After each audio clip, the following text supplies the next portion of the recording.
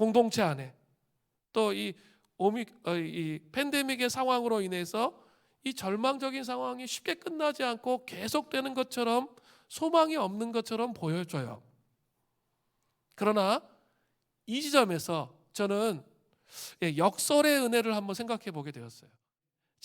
지금이 신앙의 가장 저점에 있는 것처럼 보이는 상황이지만 그 속에서도 이 팬데믹의 상황 가운데서도 역설의 은혜가 있었음을 고백할 수밖에 없어요.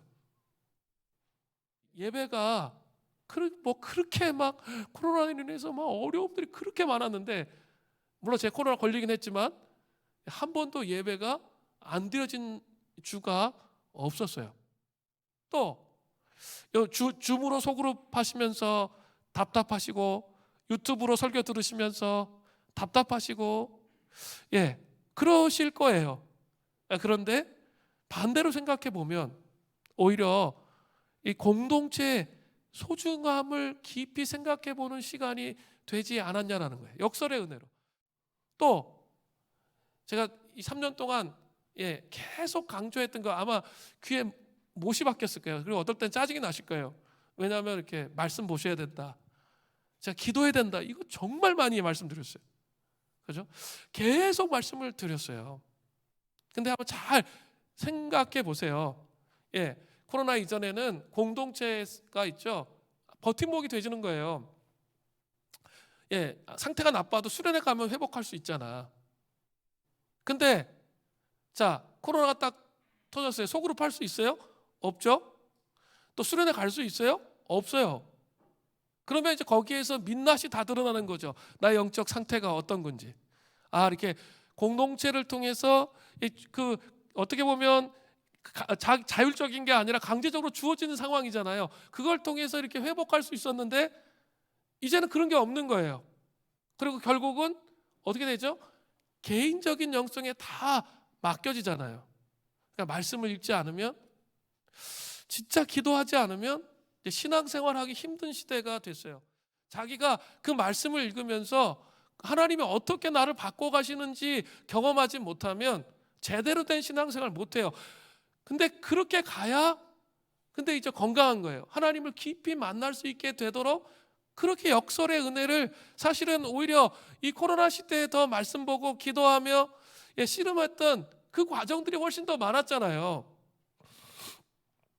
그게 뭡니까? 바로 역설의 은혜라는 거죠. 매일 또 공동체가 그 확진된 분들을 위해서 기도해요. 그 회복될 수 있도록 기도해요. 그리고 또 또 대본 사람은 또 확진돼 본 사람의 마음을 알아요. 그래서 어떻게 하냐면 이제 뭐라도 갖다 줘야 된다, 이런 강한 그 마음이 드시죠. 그냥 이렇게 뭐라도 갖다 줘야 된다 하면서 이렇게 갖다 주시잖아요. 확진된 사람들한테. 그러셨죠? 그게 뭡니까? 사랑의 공동체를 다시 확인하는 거죠.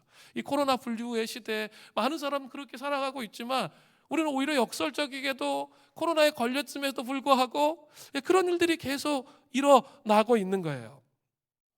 제가 지금 공동체에 가야 할 방향을 말씀을 드리는 거예요.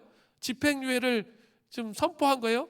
많은 사람들의 중보기도를 통해서 집행유예가 지금 되어 있는 상태에 한국교회가 그러면 정말 그 집행유예에서 하나님께서 원하시는 부흥으로 가기 위해서 필요한 게 뭐예요?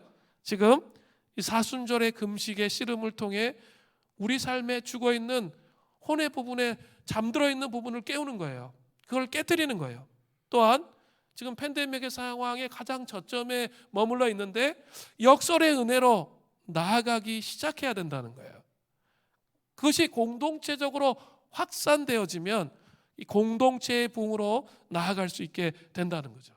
지금 하나님께서 하고 계신 게 뭐예요? 사순절의 금식을 통해서 또 역설의 은혜를 통해서 우리를 정결케 하는 거예요. 모든 더러운 것에서, 모든 우상 숭배에서부터 우리를 정결케 하는 거예요. 그리고 하나님께서 하시고자 하시는 게 뭐예요? 새 영을 부어주시는 거예요. 그래서 새 마음을 우리에게 주시고자 하시는 거예요. 그리고 굳은 마음을 제거하고 부드러운 마음으로 진짜 하나님을 따르도록 하기를 원하시는 게 주님의 마음이에요. 그게 부흥이에요. 사람이 채워지는 게 중요한 게 아니라 그 채워짐을 통해서 뭐가 돼야 돼요?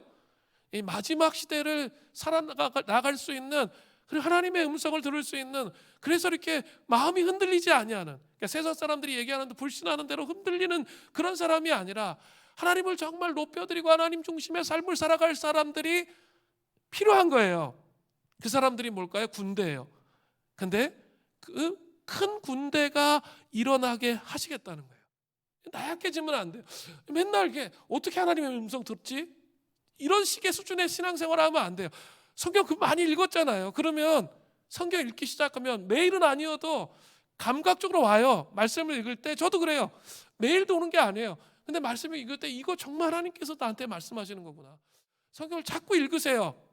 그리고 그렇게 하다 보면 분명히 감각적으로 알아요. 아, 하나님께서 우리에게 정말 말씀하시는구나. 이걸 알게 돼요. 그걸 알아야지 하나님은 원하시는 여정으로 갈 수 있다는 거죠.